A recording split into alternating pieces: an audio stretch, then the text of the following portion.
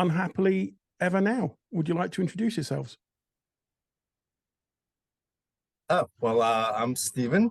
I guess essentially I founded the band, but and you? I'm Maria V. I joined Steven in the project, I think about a year into it. We ended up co-writing a song together and it kind of stuck. So we've been working on the music together since. Wow. How did you meet up? Well, I mean, technically, I mean, we're a couple, so we're married. Oh, so no, sorry. so we were dating and Yeah. all that stuff. And then he showed me his awesome music and then it just kind of progressed from there. Yeah, I would say basically, well, I had actually written a song for Green Jello. And it so happens I got accepted for the album Garbage Band Kids. And then I was actually just kind of motivated to start writing for myself again. And that's kind of what happened. Definitely had one song finished for this project by the time I met Maria, but I think really by the time you got involved, I probably had the music for 3 out of the 4 songs from the debut EP done, but I was just, I mean, she's essentially a lifelong musician like I was. I think we both got caught up in corporate work, but I know when we met, essentially I was essentially going through a separation actually. And I met through online dating, but knew she was a musician. I was a musician. So yeah, I think somewhere in the midst of that though, I had the one song technically, I'm like, you're a musician, you're a vocalist. I'm like, you're really good with melody. I heard your stuff. So that's kind of how that kind of came together with that part. So I was already like you said, I would say like 8, 9, 10 months into the project. And I was like, hey, why don't you just help on this song? It was that song was a bit personal for me, so I think I was just maybe having a little hard time with it, but she kind of helped finish it off and add a different perspective to it as well. So that's kind of how that first year really went. I kind of founded everything and started everything right out of that, after having that single that's part of that song is part of the Green Jello album, but she came in around 10 months into it, something like that, and helped out with that song. And then after that, it was like we were obviously like together at that point and just been trying to figure out, how do we want to keep doing stuff? So but yeah, that's like kind of the quick backstory as to how the project itself though, and then her involvement. It's very good though that you've both got, and I know you may not think this, but you've got absolutely brilliant vocals, both of you. You really have got brilliant vocals, and they complement each other so perfectly. I mean, that's quite something. Obviously, you've complemented each other personally, but as in vocals, fantastic. It's just they're just so perfect together. Very different, but perfect. Yeah, we work on that pretty hard. But I mean, I've sung with other people in the past and just back as a kid in chorus and all that. It's a lot of harmony focus and collaboration that way. But it's almost, to me, it almost feels like the male and female version of kind of one voice sometimes. And Steven's fabulous at matching my vocals when I'm on the lead on things to really kind of make it seamless. I mean, I still like to be humble and emphasize I am not a phenomenal vocalist by any means. I really feel like she's more of a lead vocalist. I just work with what I have, and I've had some things come up along the way that maybe have impacted my ability to sing and stuff like that. So I won't get into that today, but no, I do have also a lot of extensive background with various genres, high school band, different kinds of bands, and I did go to music college for music for a brief period of time. I think I did as well. Same. But I didn't finish with that. But the experience in the background is there. And I think, yeah, both of us definitely listen to a lot of artists that incorporate crossover sounds and harmonies. So I've had a lot of practice. I've listened to a lot of phenomenal vocalists to at least bring me up a little better than I used to be. So, but yeah, I'm trying to have Maria sing more lead as we write some new stuff. But Well, yes, I do agree though. I think together though, like I put a lot of work into trying to essentially have the harmonies make sense.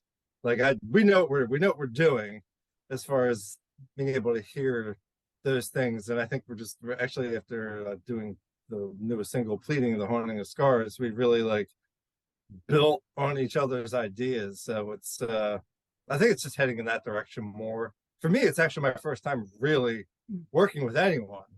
So I think what we've done so far is great. And I just hope to keep developing it. I think it's more so me developing my vocal skills, but I think we've done fairly well with what we've done so far, considering.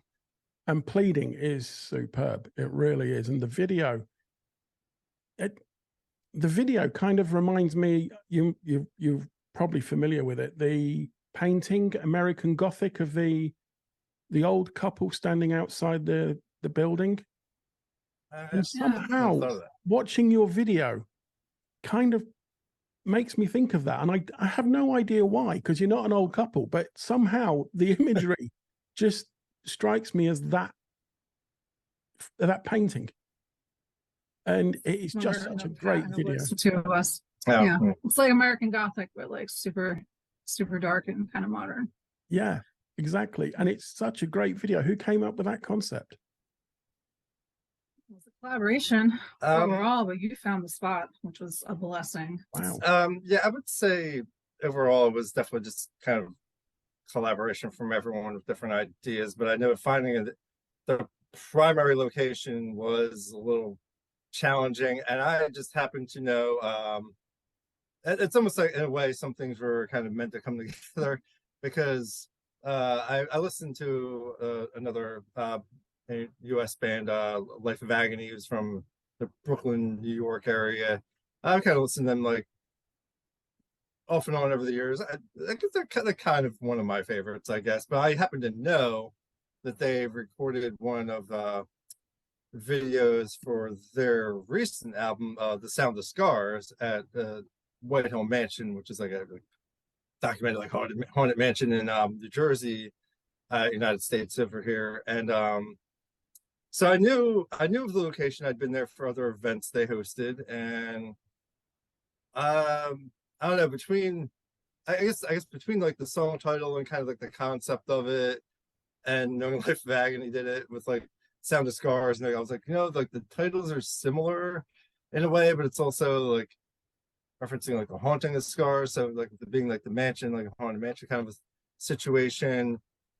I was like, let's try it, because they clearly allow music videos, and really, yeah, we were having trouble finding spaces that would allow us to do it.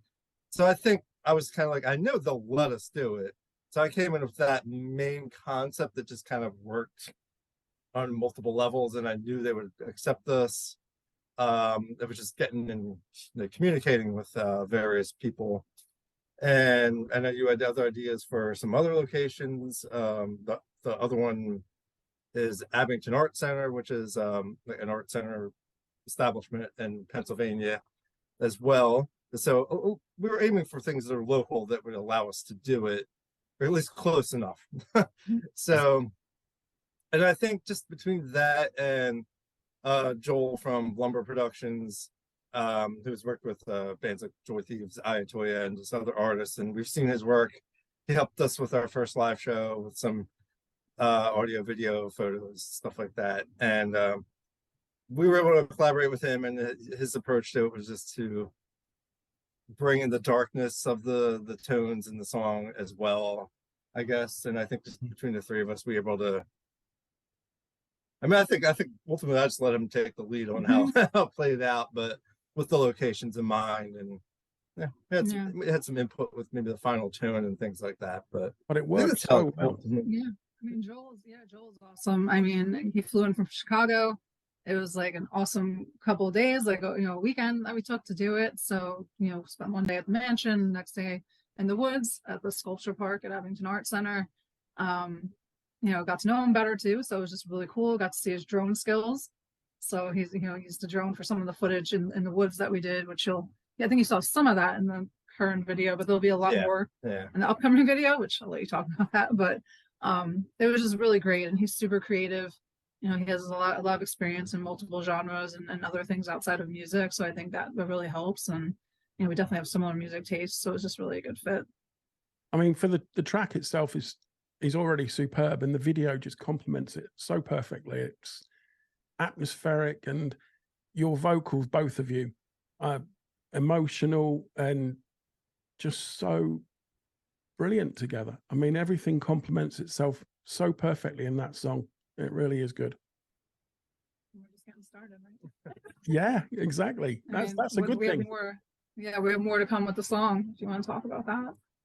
Yeah. Well, I mean, like two things actually, because I know, unfortunately, at that time, I guess we were actually starting to build on more songs. Unfortunately, the pandemic actually wound up hitting us at home, so I had like a series of demos in process that kind of got delayed just from us dealing with that. So this one was the closest to being done, so we got it done and got it out there. But the other ones, so there was like a sound building starting with that I think we're going to be touching more into that sound. Like the second one was so close to like being in a place to really get it pushed to being finished, but we're kind of working on it again now. So there's a continuation of the sound happening as far as like, yeah, you were just saying like us working together. So there's gonna be more of that sound once we get the chance to finish the songs and see where those demos were headed. But with Pleading, really it had such a delay because of life and because of, fortunately, the pandemic actually hit us at home. We got that one done, but we want to have at least like a strong impact with it. So doing the best we can to push it and to have, you know, the quality that we have with the single, but also wanted to make sure if we like to integrate the other sounds and the crossover sound as well. So I know as far as that, we want to have a lot of impact with any remixes. So that's actually what's coming up over the next couple months. That's good. Actually, it's starting with July 7th. The first remix we have coming up collaborated with JP Anderson of the band Rabbit Junk. And it's a different sound, but it really touches into I feel like it touches into more that emotional sound of things, and he called it kind of like a goth wave sound to it. And I really think I love all three versions, but for some reason that one kind of stands out as most accessible across genres. So I think people are really gonna like that one a lot. So as far as like, at least we knew, at least despite being held back with maybe more of the original music, we have really two very strong remixes coming up.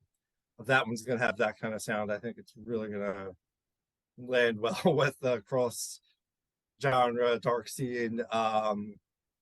And the second one, actually, Walter Flack did like a stabbing westward version of the song, which really meshes well with the original, in my opinion, and really like my guitar work.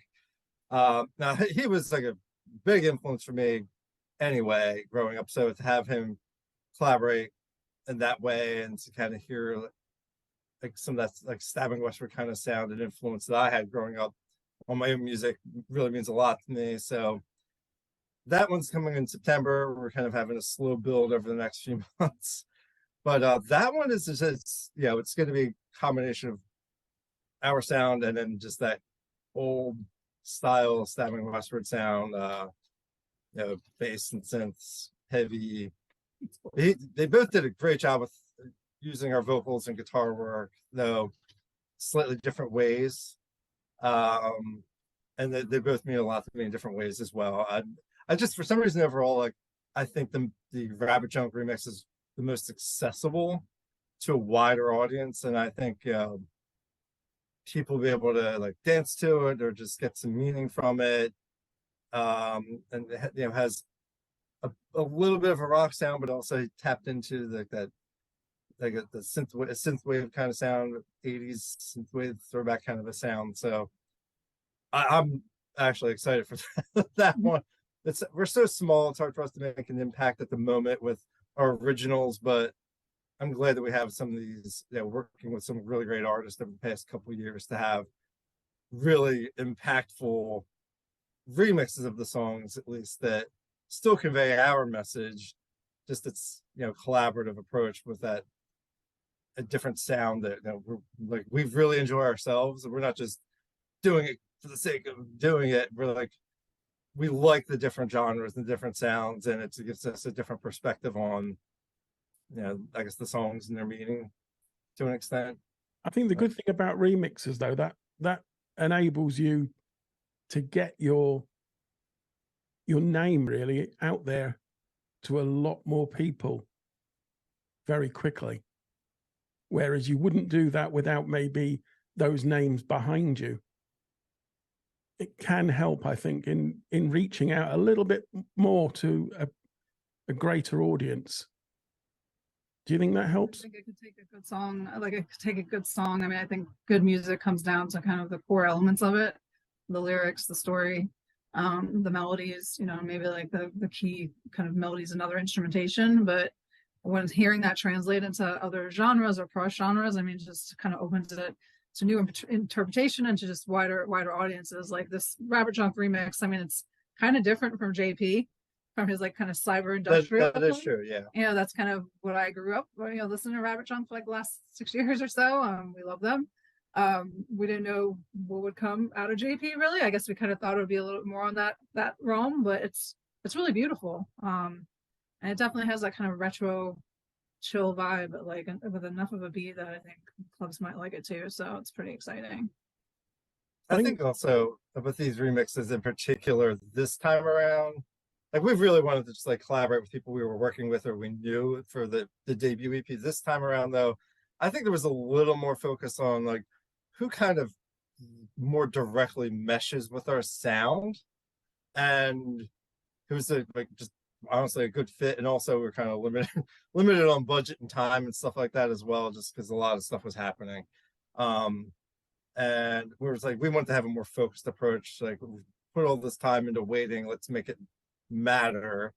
But I mean, I know my Stabbing Westward being one of my influences in my sound, so I was like, well, if I work with Walter, that means a lot to me anyway. And we almost had a remix from him before, but I think just a lot of stuff was going on and it didn't pan out. So we were able to reach out to him this time and be like, are we good? Like this, the timing works this time. Same thing with JP, the same thing happened. And that was actually a discussion over several months. And I think we were finally like, the song's done. Are you okay with your timing? But them too, it's a good example. Like they're a couple, and they're also kind of just in this similar approach, slightly different sound, but they're in a rock sound, but they have electronic elements, and it's like they're just a good fit for like a crossover sound. And I think working with Walter is the same thing, because those are the audiences, in my opinion, that I want to reach, because this whole time I've been like, man, I really want to reach more of my people, like my people that like listen to the same stuff that I do, that influence me.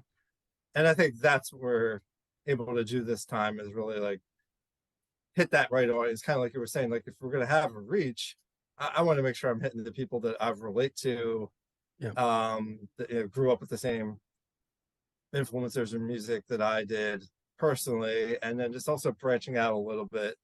I think Rabbit Junk's a perfect example of branching out, because there's a lot of similarity but a lot of difference. But like JP, like obviously from that remix, is like and both of those guys are very talented and can do a lot of different things. And I gotta say that remix took us a little off guard, because he was like, I'm doing this sound, is that okay? And I was like, no, this sounds great. I told him, like, I got chills listening to this. It's very good. Like, we'll take it. It's fine. don't worry about it. And yeah, so I don't know. I think just that sense of being able to tap into the right audience is important, and it's something I've been trying to build up towards. Technically, I'm only 5 songs into the project, so and like I said, there's more coming. It's just we got delayed, but to have a good impact with the and like I'm thinking like, well, who am I, and like who do I listen to, and I want to reach those same people, to at least have them hear the influences and be like, hey, this, you know, that was our generation growing up. You know, we could be the same for somebody else now. I feel like Pleading's a good example of that, though. Just the tone and the sound and the emotion behind that. I mean, I think we both look back on that and like, I don't really know how we wrote that because it's pretty personal. It's pretty intense. It started with that keyboard synth bass line. Yeah, One sound and it just spins into this web of music. It's crazy. Actually, the writing process. It's a great sometimes. song. It is a great song. But I think it's, as a smaller, you're still quite new, aren't you? So I think, was it the pandemic really hurt, as in trying to get music out there? And now is it the same problem now where bigger bands get the gigs and smaller bands are still struggling to get those slots kind of thing? very true. I know it's tough. I mean, when I used to book bands, I was like, wow, it's because you'll say to me, well, you know how to book bands. I used to book bands. I used to book my own bands and stuff in like kind of like the Northeast area of the United States. And it's changed a lot. I think just because probably the pandemic had a lot to do with it, because now everybody, high top level bands and then mid-tier bands are all trying to tour at once to kind of recoup that money. So it can be challenging to get shows, but I think we're going to make it happen. I mean, just what was happening with me in life at the time, I literally did this as a pandemic band. Like that first year I was already writing before everything happened. So I just kind of assumed I would be doing, I had no real, I mean, I'll be honest, in founding everything, I had no real intention other than to, I think I was starting to feel inspired again and to just get music out of my head that was coming in and flowing through me.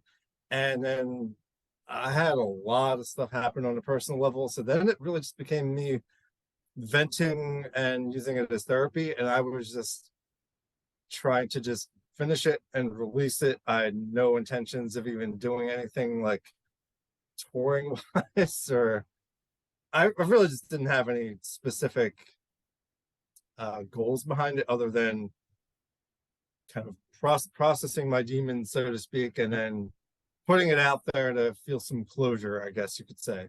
That was really my goal. And then as it actually started to get a small following, I was like, wait, we can do more with this. So, and then now I'm like, hey, we've actually been working with some great people. We've met a lot of great people. I feel like we're like, even my own sound is evolving as I've been able to actually focus on writing again. And then to be able to collaborate with Maria has been even more helpful and beneficial, because like we're both growing and evolving this town and being able to get back into music again. After kind of being perhaps stuck in situations where we weren't able to feel comfortable doing that, or just being stuck in corporate work life.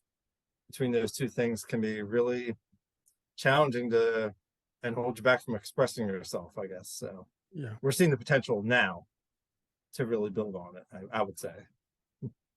That's awesome. I think we learned lessons from last round too. Like I think we were a little bit late to the PR game when the original EP came out, but we did end up doing some, and we did get some write-ups and stuff like that. But now we're just way more proactive about it with planning the releases out. And before this call, I was doing band PR for like the last 2 hours. So just trying to be methodical and consistent about it, just trying to get the word out there to people like you and online radio stations, DJs, all of that. Just really trying to stay in front of people's faces and get the message out. The way to do it, though, isn't it? It really is. I've got to ask, who came up with the name? That is a great play on Happily Ever After. Yeah. I mean, I definitely get the question occasionally, and also people always get the name wrong. But I mean, really, the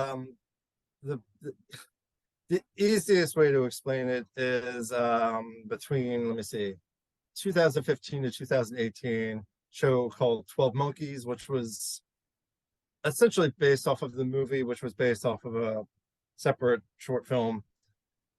Came out on the Sci-Fi Channel, and it just spoke to me and stuck with me. And long story short, I mean, it's similar but different from, you know, its predecessors.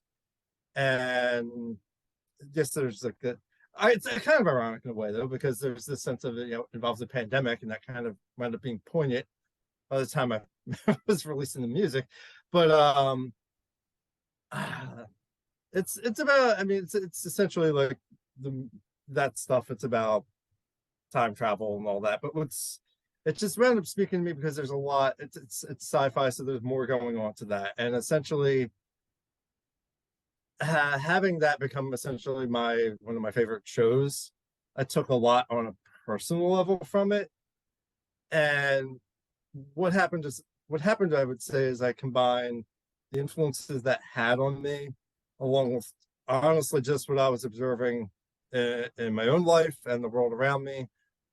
And I kind of took really like the last scene of the show, though, which captures everything, and just the sense of, well, the show ends with saying like "happily ever now," but without getting too deep into this, it's, if you were to like kind of look at the show as a whole, it's kind of touching on, you know, are you how do I say this?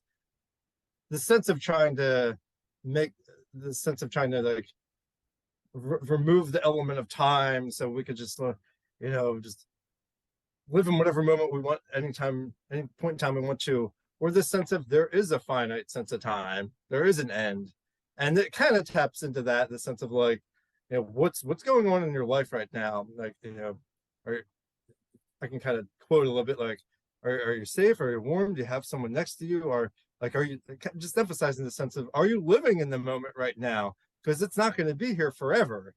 And just really emphasizing the importance of that, to see that like things are happening the way they should, but you need to take ownership of life, and embrace the good things, and just all this kind of stuff like that, and kind of reflecting on what was going on around me. So I took that from the show, but then what was going on around me was, I'll be honest, just a lot of chaos, a lot of political turmoil, social turmoil. Then the pandemic was hitting, and it was just, you know, really getting into that year. Like I was writing the title track in 2020, and that's kind of where the rest of it came from. So I kind of have it up on the screen on the side here, but I don't want to mess with the video. But I think essentially, if everyone would look at the the EPK, the bio I have up on our website, I kind of tap into it better. This sense of you know, that part from the show, and then the part of what I was seeing in the world around me and in my own life, that the sense of, instead of being happily ever now, we're kind of just in this chaotic state.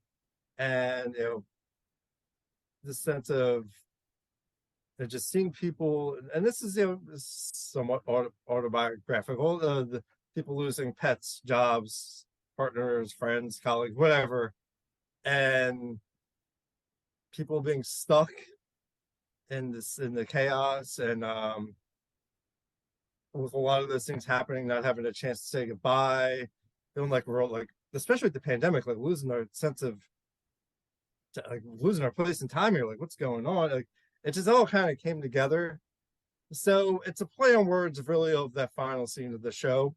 Essentially, from, it says happily ever now, which is kind of, I guess you could say, doing it the right way. And then the band title and the title track is essentially saying unhappily ever now, because it's more of a reflection on people, society, even in our own lives from time to time, losing that, not being able to, you know, see the bigger picture, cooperate with each other, not take life for granted.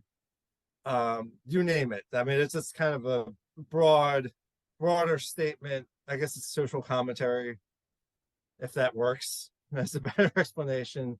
Yeah. But it's a hybrid. So it's a hybrid of some of the elements of the show, but also life around us. And actually, in retrospect, I kind of feel like that's what maybe the core theme was of the show itself. Just the sense of everyone was trying to time travel and fix things that happened, and they really couldn't, because things happen the way they're supposed to, and you can't be stuck. You have to, embrace the moment now and realize, that's we're gonna have so much time on the planet. It's like some of it's kind of cliche, I guess, to an extent, but it's also really it's very real and it's very true. And I think that's ultimately, like, that was all me. All that was me coming up with all that. And I do still try to work in a theme here or there that maybe was inspired by the show. And it's blatantly obvious and Pleading. Just, if you read the lyrics or listen to the song, just that sense of, I know the one line is, my future is frozen by the past. And that's a very real feeling and experience that I think people can relate to. It just so happens to touch on the themes in the show a tiny bit. But it's speaking from experience. It's speaking from something I think we all go through, where something we've been through can really impact your ability to move on. And that's that sense of being stuck. Now, and a lot of us go through that from time to time. So it's that unhappily ever now, there's those moments where we're stuck in the negative, I guess. But I think I forget, I think it was Heretic Promotions was one of these things, these pages on Facebook, promotional, had actually asked, like, well, what's the story behind that? And I think they worded it best by saying, like, oh, so you guys are actually saying, like, to actually use as experiences as like a cautionary tale and narrative to help, like to see the positive way to approach things. So although the lyrics are kind of really dark, there actually is there's hope to it. Yeah, we're kind of using it as a therapy to help us and to help, to hopefully help other people as well, to see, like, don't be stuck. That we're all going through loss or trauma, especially the past few years. But what we're doing with our lives day to day, how we react to what we're going through, what we do with our time now is what really matters.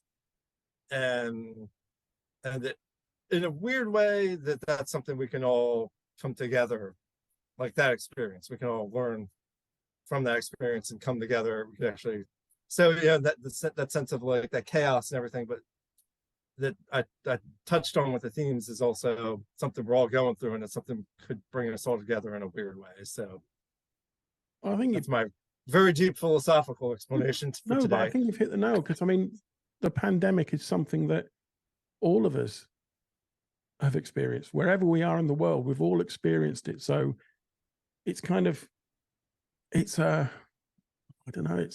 emotional experience and mentally harming experience in many ways. So being able to come together as a collective kind of thing and have something in common, I think it's the one thing that we've all gone through.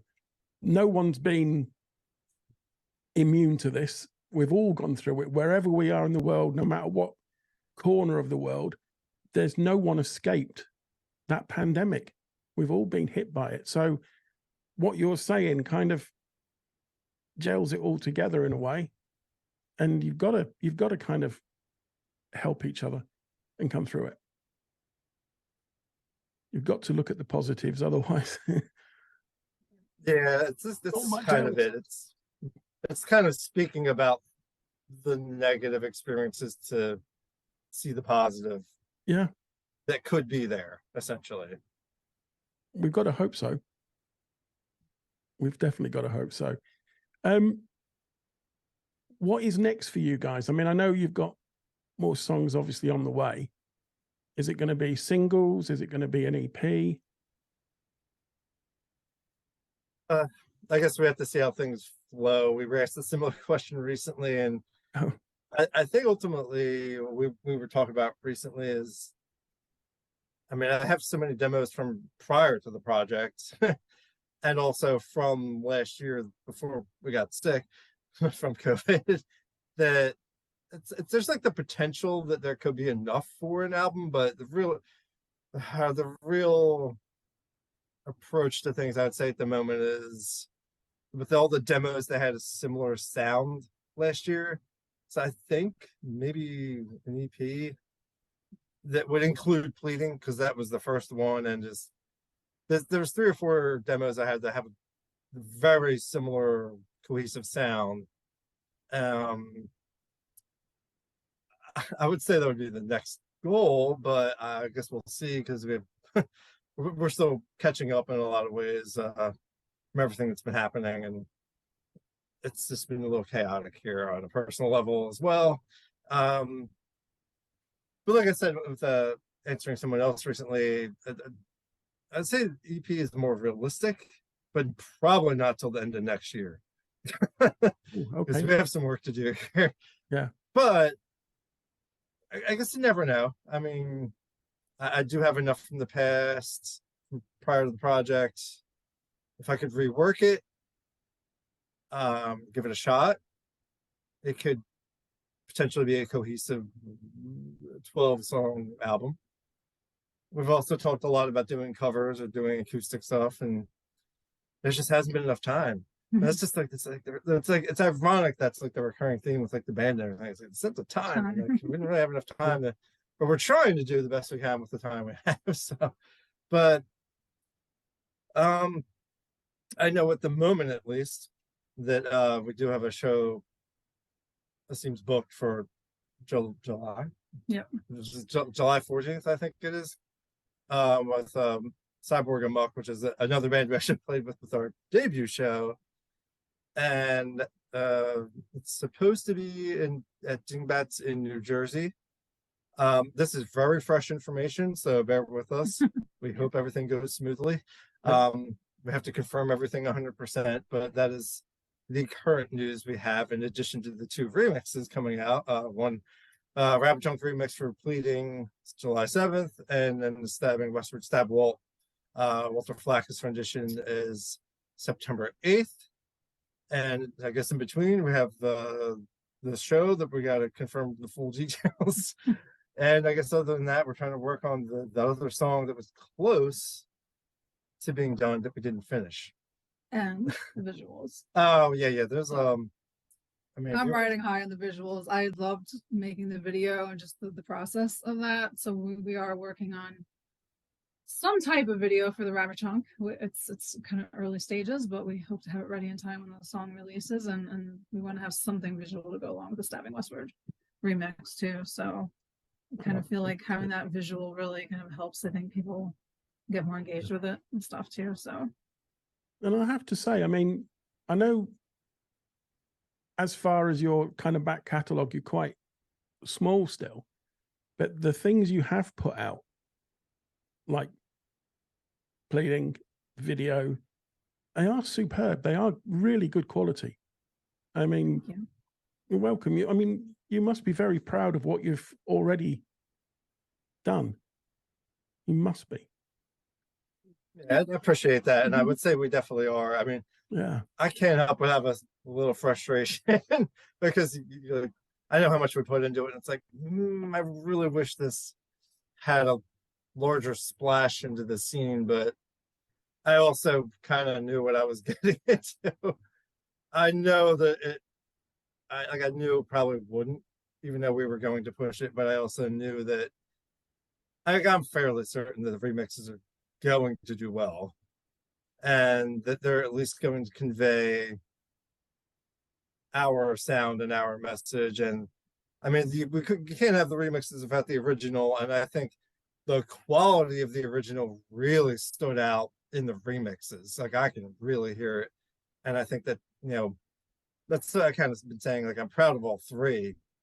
I just it is unfortunate as a smaller artist to not make a big of an impact with your own music at first, and you hate to say it, like a lot of bands are relying on remixes or covers. And I just I didn't want to do that right away. That's all. I just felt like, I mean, especially at least for me, I was like, hey, I technically have a song on a major label with Screen Jello, and it has a lot of streams and views in comparison, and it's just a completely different sound. It's a completely different genre.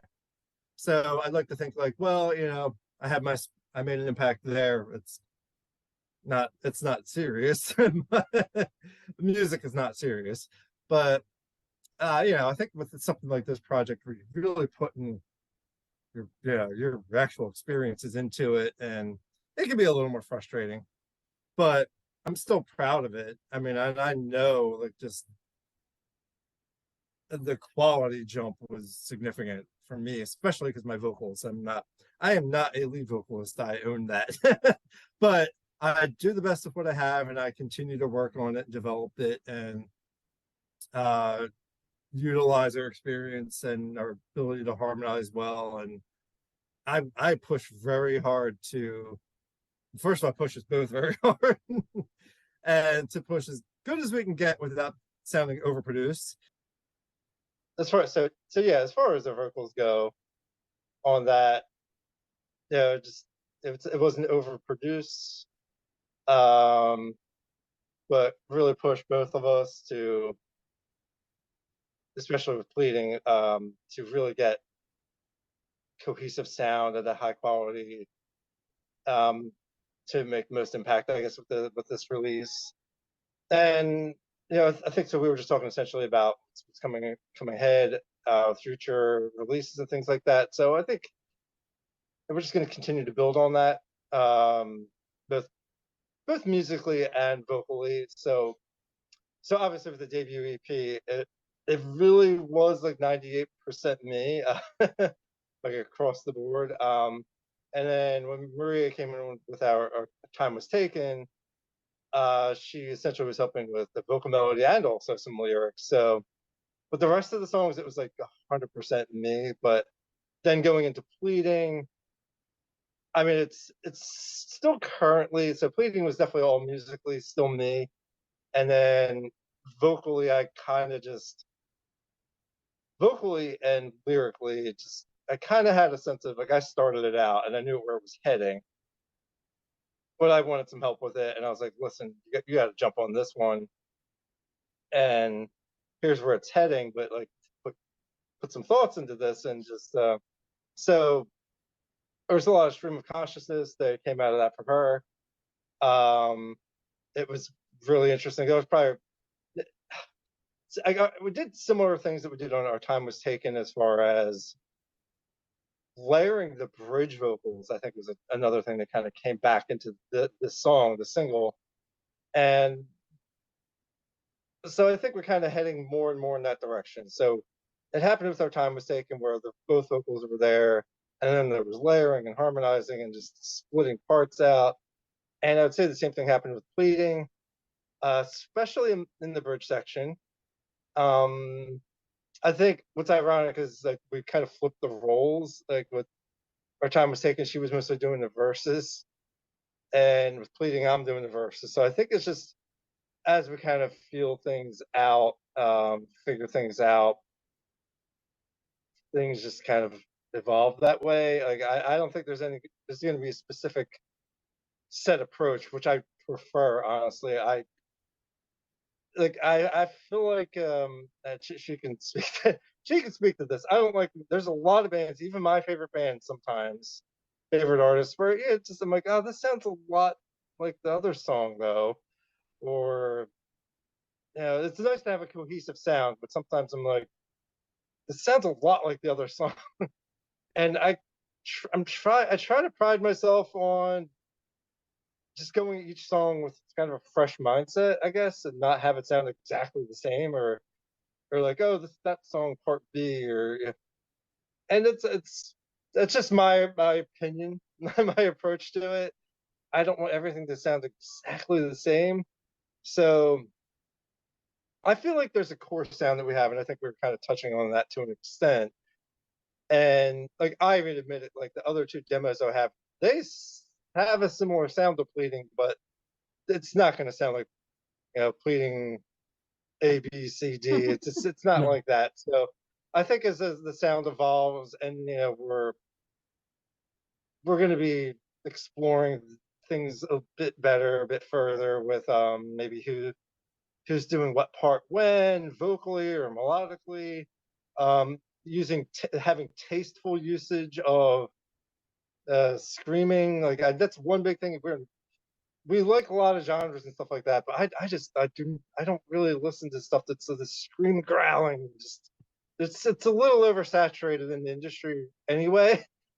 But that's not me, my style. I mean, my influences, if you look at them, uh, the singers essentially from Tool, Stabbing Westward, Seven Dust, Alice in Chains, different bands like that, and then also just there's other artists as well that we really relate to, like Anya from Ayatoya, um, and other artists like Meg Myers, people like that we've been listening to more and more over the past few years. And honestly, even like a band like Rammstein and A Perfect Circle. I mean, well, there's some crossover there, Maynard, but just really, I think we predominantly enjoy music where people are just really using their voices and harmonizing and doing something creative with the music, with the vocals and the lyrics, layering things. And there's a time and a place for the screaming. I don't use it personally so far, unless I'm feeling it. I've gotten some criticism about my screaming to an extent, but I think with Pleading, it's deliberate, it's tasteful.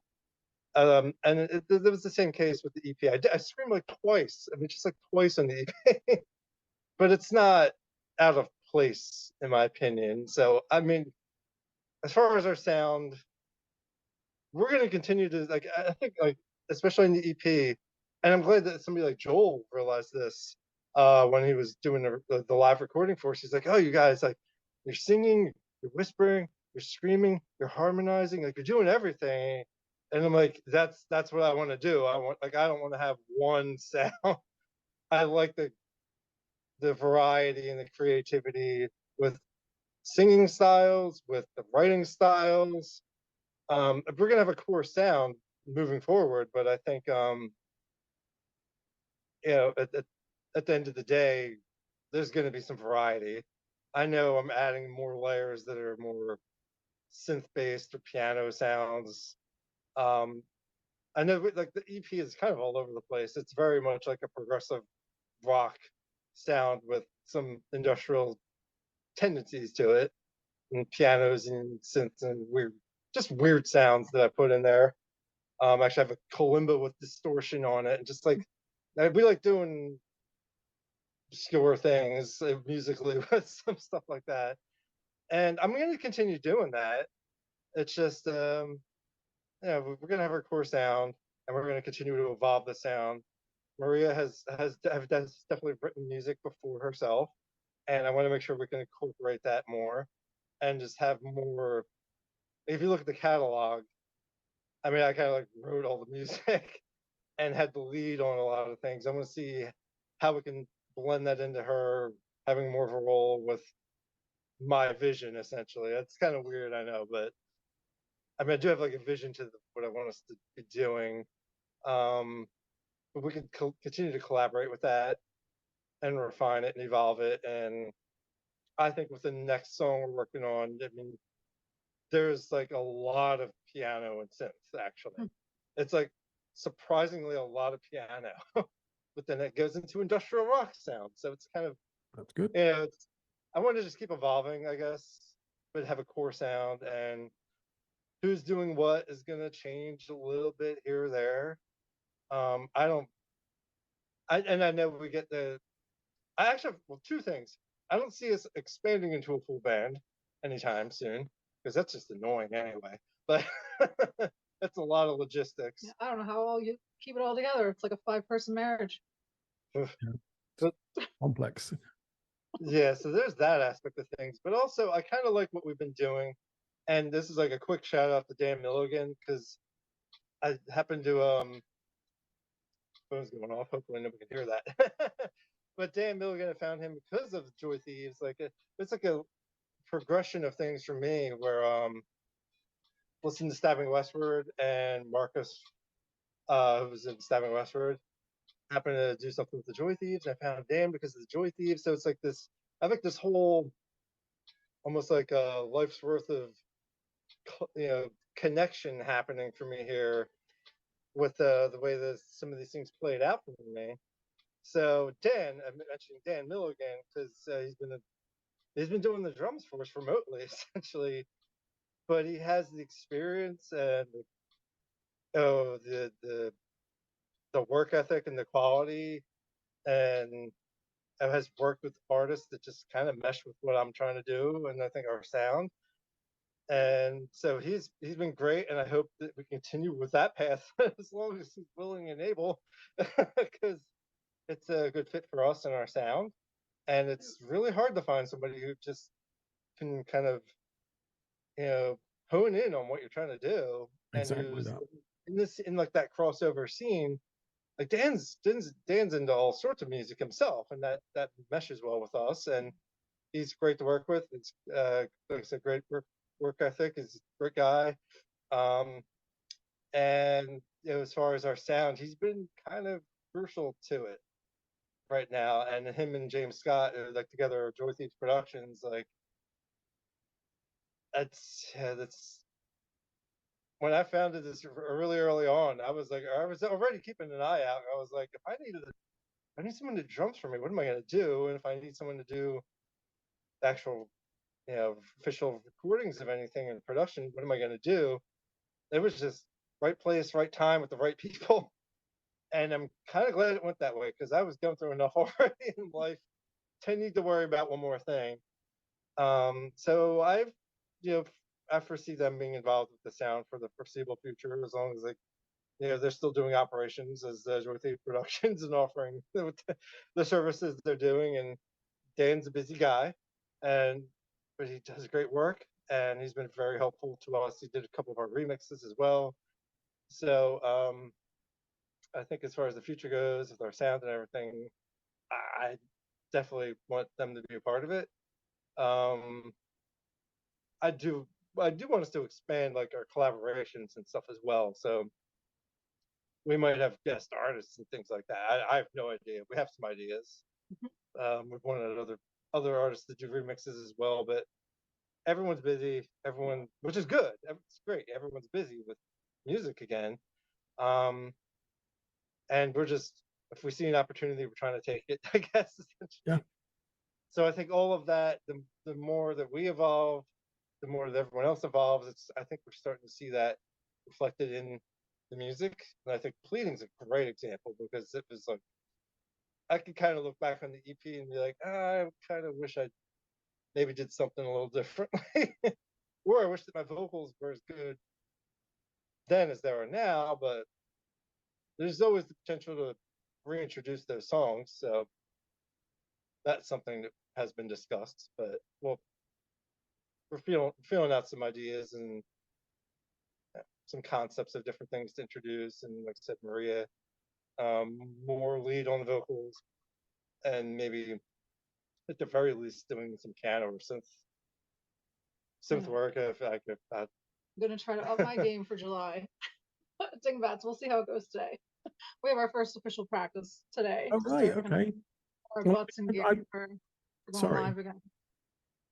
I remember getting Pleading to preview to have a listen to, and I did a review stroke opinion on it, and I remember picking out the vocals and the melodies as being the standout part of the song, because it was so so perfectly molded together and blended, and I just thought that was brilliant. And I do believe I gave it 98 out of 100. You gave us a good score. Yeah, I classed it as magnificent because I really did enjoy it. You're the first person who has like done it so detailed and eloquently. Like you actually brought tears when I read the review. Oh, sorry. Other people have commented on harmonies too. So I think as we evolve, I think more of that. Like the one song that I'm working on, I think maybe you mentioned, oh, you should just do all the vocals. I was like, no. I mean, we'll see what works and what ultimately feels right. But I was like, I think we have potential to incorporate harmonies a lot more and just kind of expand our writing ability that way too. I must say, your harmonies, both of you together, you've got such complementary vocals. I mean, obviously you've got deeper vocals and obviously higher vocals, but when they're put together, they are just on the same level that come through to the listener as absolutely perfectly matched. And that is superb. Thank you. Absolutely superb, both of you.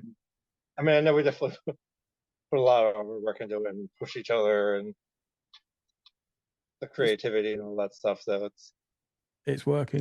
Obviously, you have to have some natural ability to harmonize.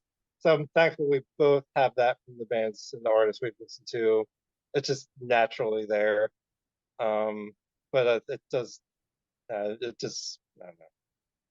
I'm definitely proud of what we did on this song. I think it was. Yeah, you should be. Definitely very collaborative to get to where. I mean, I'm going to give Maria credit on the I definitely was came up with the fundamentals of like the verses and some of the bridge, but I'm going to give her credit on the melody though, like the actual chorus, the melody and that recurring theme, because that was all her stream of consciousness. And then we refined it together and then added some layers to it, and she added really some great textures vocally with the bridge especially, and then it allowed me to build even more with like the second half of the bridge. And it's weird how it just kind of flows. It flows organically, I guess, to an extent, but it's just kind of I would say listening to that song in particular, it deliberately, in my mind, has a build up to it. And it just goes back and forth, and then it's layered and layered, and then it just kind of explodes. Like, the song opens up a lot in the bridge. But yeah, I do want to give her credit for like that melody. Like it really pulls it together, and I just really couldn't hear it. I had a hard time. I was like, you got to take this one. It was strange. Like whenever the music, I was like, I don't know what I just did. So can you hear it? And then once she did it, I'm like, oh yeah, I can hear that now. Okay. That seems to be how it happens for me. And I don't have as much experience actually writing vocals and melodies anyway, and it's really, I mean, that's what she does. So I'm trying to give her the space to do that, especially moving forward. So again, when I was doing the EP, I had like everything mostly done. And for progressive rock sound, I think I did okay. Awesome. I wrote some weird melodies to, time signatures and 3, 6, and 5. And I don't know how I did it really. So I'm proud of myself for what I did. But I think as far as like you were just saying, I wouldn't be able to have what you just described in Pleading without her help though. And I feel like Our Time Was Taken, the other song we wrote together, I think is very, like, it's very emotional and it's very strong in my opinion. I just sometimes second guess what I did with the chorus, like the actual title of the song, but it was genuine. So that song was very genuine, and a lot of people are like, I don't like the screaming here, and I'm like, that's actual screaming. Yeah. It's actually an authentic song, and I just was like, take it or leave it, I don't care. That song had a therapeutic purpose for me personally, and it just, but that's why I heard what she was doing with the vocals on that song too, and I was just like, you gotta do it, because frankly, it's just, you were making the song sound like beautiful and sentimental, and I just couldn't do it. Like I literally just couldn't get through it. And then, I saw what came out of that song, and I knew going into, any new music, I was like, oh, you got, like, you want to look at this? You want to listen to this? I mean, so, I don't know. We'll see how things go too, because I think there's going to be plenty of times where maybe I want to track, like I want to sing the song, or maybe there'll be sometimes where it's just you, or we split it somehow, or somebody's layering a harmony, or we alternate who's doing what. I just think it's just let it flow. Yep. And let it be organic and genuine. I think that's the most important for me. Is like I want this project to feel genuine and authentic, and honestly not overproduced. And one thing I'm definitely proud of with Pleading though is I mean, there's actually like no pitch correction on the vocal. Like we kind of just sent them what we had, and they were like, "Here's what we wanted to do." And they did tell me they were like, "Listen, like we felt like it was good enough. We just used it." And I was like, "Okay," because I mean, that song took us between life and between getting COVID, it took us 16 months. So we had and we had a live show in between there, so we had a lot of practice.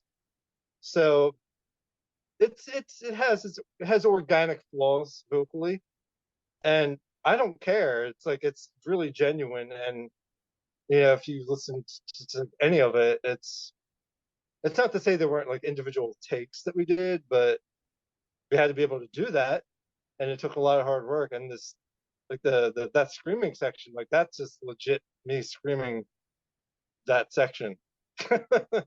And there's like nothing overproduced about any of that song. I mean, the guys took the song and did the mixing and mastering to make it cohesive, obviously, but other than that, it's like literally is what it is. And I want to continue that approach as well. So I'd like to, like, that sense of like not going excessive with production, really sounding genuine and authentic and original. And I think it helps us sound unique. And I know we're not alone in feeling that's something that's missing in a lot of the music scene in general today. It's like that more organic sound. Um, it it might not sit well with everyone, but that's what I want to do. So Singing there's from a the lot of heart. modern rock and modern scene music that is just very highly produced. It's phenomenal, but a lot of times it doesn't speak to us though. It's like if there's nothing grabbing you at the core of the song, then what's the point? Sometimes. I absolutely agree. I think if you don't sing from the heart and it's overproduced, it isn't genuine lyrics, and it doesn't hit home with people. Whereas when you hear two people like yourselves singing, and you can tell you're singing from the heart, full of emotion, and I think that is what hits people listening the most. Manufactured, well, pop, it doesn't touch any emotion at all. It really doesn't. But music like yours does. And I think that's priceless like that. Thank you. I appreciate that, but it's also actually one reason, maybe why I really enjoy the upcoming Rabbit Junk remix though, because it's like that. It's like a throwback sound, and JP's like did a phenomenal job with it. So, but it is like that throwback sound to like maybe a synthwave, like more up, almost kind of like a more of that upbeat, danceable sound. But it's our vocals, it's our words and lyrics, and it's very emotional for me to listen to, and I think it's very relatable. I hope it resonates well within the scene, like the dark scene, because I think it has all the components to really reach people on many levels, either if they just want to enjoy the music, or if they really want to feel something from it, I think they'll get both. So I'm really looking forward to it personally. Like, it's like ironic, like, we wrote the original. I'm like, yeah, but I'm really looking forward to these remixes in different ways. Like, the original is the original. I feel like the JP's Rabbit Junk remix is really very emotional to me. And then like Walter's like Stabbing Westward version is kind of angrier. Right. It feels a little angrier to me. And they all have their purpose. But so hopefully it'll at least take that core emotion of the original and bring it to those other audiences well, without it like losing integrity. I think is maybe the best way to put it. Yeah. Like, it's gonna bring that meaning and the emotion, and just like slightly different style, but not lose anything along the way. I think that's great. I think that's why they both did a phenomenal job with they did with the remixes. Right. And I hope with the remixes being genre adjacent, that when we put them out, we'll have the original attached to it. So hopefully that'll get some more love too, Yeah. and kind of give people that original perspective of where it came from. But the emotions they captured in the remixes are spot on. And I think maybe we're latching on a little bit. I think too, just being introspective about it, because we've been listening to the original for like 16 months. So just kind of hearing someone else's take on it, it's just been refreshing to us because we've been in it for so long too. That's fantastic. It really is. I think you two have done so well with those. I could say few songs you've got, but they are really good. And like we said before, Pleading is just on another level. It really is. And I think most bands would be proud to have released a song like that, because I think it really is. It stands on its own as kind of a testament to what you guys are capable of. And I think you've set your own bar quite high. I'm like, oh no.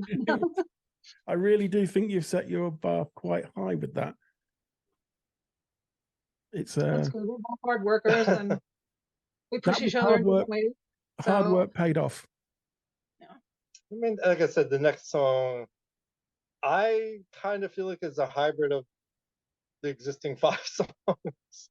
So it's going to be really interesting. It's got components of, well, I could probably say it has components of like Marching Through Your Madness, or Time Was Taken, and Pleading, and the title track. Not so much Whispering, Wandering, Struggling. That's like a whole other. That's very much has its own vibe, but this new one is kind of a hybrid of those other. It's really interesting. It's also. I mean, I know musically, uh, I don't. I don't really know where exactly it came from, but I was kind of writing it from a sad place. I think it really comes through. Um, and it's not done yet, but I know that like what I had kind of came from there, and then what little we have as vocals and lyrics so far, actually, Maria came. I was like, I don't know what to do. It feels really too. It just felt too sad for some reason for me to like want to do it. And she actually already had an existing idea that she never got to use, and she just literally dropped it right in there on the first try. And I'm like, that's perfect. Wow. So we have like one verse, even though she was like, oh, I always thought of that as a chorus. I'm like, no, that's a verse.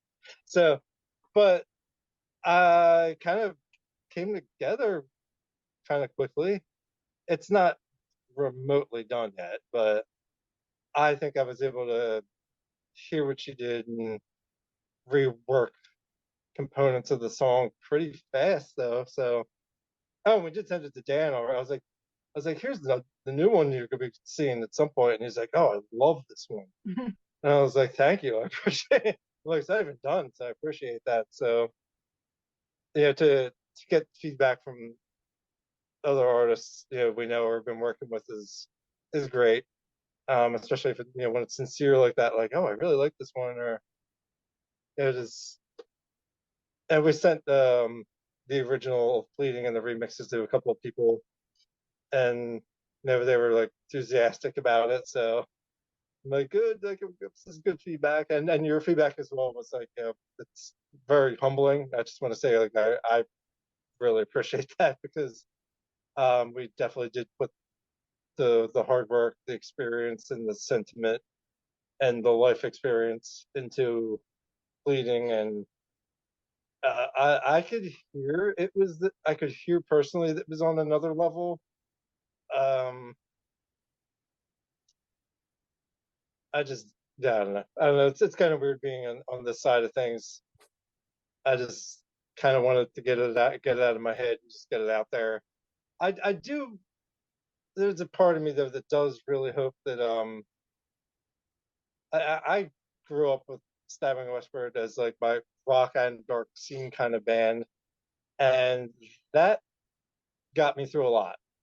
And unfortunately, my life experiences the past several years, I started to understand where the lyrics are coming from and some of the things I've been through, and it just made a whole lot more sense now. And I guess my biggest hope is that this stuff has been therapy for me, quite literally, and I can only hope that someone latches on to us the same way I latched on to them, and just have it resonate the same way that any of our songs, I guess, just to reach some people at this point. And I never like it's not even how I started the project, but then I realized I'm like maybe I can reach someone by talking about what I've been through, I guess.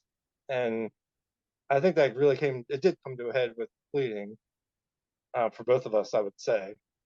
And I don't know, I guess I hope at the very least at this point that we can reach some people who can latch on, even if it's the remixes, just to get the meaning. Um, at least the meaning, like the core meaning and emotion is there. So if somebody's not into our general style, if they at least like the remixes, it's still our voices and it's still our meaning and emotion and vision behind everything. So I'll take it however I can get Yeah, at this point. exactly. Yeah. I think that's the whole idea of music, isn't it? It's there to enjoy, but it's also there almost as a therapy as well. And if someone, like you said, latches onto that and it helps them through something because they can relate to it, you've kind of done what you've set out to do with the lyrics and everything, of not just helping yourself, but it's helped somebody else, and that's a great thing. That's a lovely thing to happen. It's music succeeding. For sure. Definitely. Universal language, right? Pardon? Universal language, right? It is, isn't it? It is. It doesn't matter what genre it is. Well, apart from pop, probably, that has nothing emotionally to me. But these kind of genres, they do have emotion. They do have meaning in their songs, and songs like yours, they do have a deep meaning. And I think that's how music should be, from the heart. For sure. There's no other way, right? That's exactly it. And you two are absolutely a great team. You really are. I mean, your music together is phenomenal. It really is good. Well done to you both. Thanks. I appreciate that. Is there anything else you guys would like to mention? That maybe just to I mean, I guess just some date reminders of those singles. Yeah. So I guess first of all, like Pleading, The Haunting of Scars is out now. Came out May 5th, and we're still pushing it as much as we can. And like you mentioned, if everyone check out the single and especially the video, this does really enhance the song. And then July 7th is a Rabbit Junk remix of Pleading coming out, hopefully with the visual component as well. We're still working out those details. And then if all things go as they seem to be planned, July 14th, over here in the US in New Jersey, show at Dingbats with Cyborg Amok and others to be announced. Again, waiting for final confirmation on that, but And then September 8th, the Walter Flackis's Stabbing Westward rendition of Pleading. That remix will be coming out September 8th, probably also with a visual component. And as far as timelines of things, that's, I believe, all we have planned at the moment. However, we could definitely add at this point, everyone can feel free to check everything out, follow us and everything. So quickest way would be on unhappilyevernow.com, or linktree / unhappilyevernow. We're everywhere as far as streaming goes, including Bandcamp. And predominantly on socials, though, it's going to be Facebook, Instagram, and YouTube at this point in time. But so that's all we have going on. So we'll be posting on all the updates and information there. We also do have a fan community. So if anyone wants to check us out, it's totally free. We offer that as well. You can find that through the link tree or through the website. Just a little more behind the scenes look and engagement with us. There's also a Facebook group to go with that. And if someone feels so inclined, we also have like an inner circle, even closer community. You can find that through the website directly. Just basically, it's like subscribing to content similar to a Patreon, but through our website. So I think that's really the majority of it. It's like there's gonna be a lot more news and information coming up, and as we do release more music, we offer behind the scenes look at things or listenings, and that would be through the fan community predominantly. So yeah, I would say if anyone's interested in getting that now, they could join the fan community, and they could find that information through the website or the link tree. And I guess we'll probably do another early listen of the remixes. We already did one, but we can do it again as we get closer here. So if anyone's interested, we will probably put those up soon. And yeah, I mean, it's pretty much it. With the name that we have, it's not that hard to find us online. Unhappily Ever Now. And it occasionally links to some television show that's Unhappily Ever After. I don't know what that is, but if you type Unhappily Ever Now, we're the only thing that's going to come up. So whatever your favorite search engine is online, you can type us there. You'll find us. And yeah, I'm going to add something, but I think you wrapped it up.